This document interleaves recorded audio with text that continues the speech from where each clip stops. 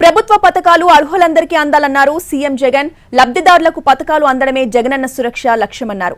వివక్షకు తావు లేకుండా పౌర సేవలు అందిస్తున్నామన్నారు జగన్.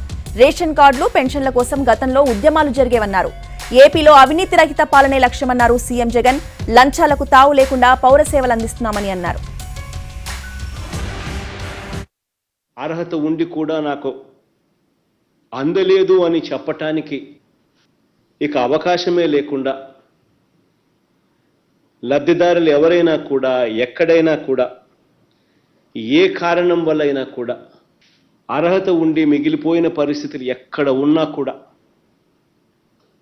జల్లెడబట్టి ఆ అర్హులను గుర్తించి వారికి కావలసిన డాక్యుమెంటేషన్స్ అన్నీ కూడా చెయ్యి పట్టుకుని వాళ్ళని నడిపిస్తూ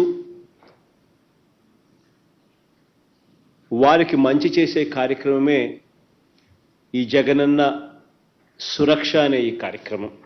అర్హత ఉండి కూడా నాకు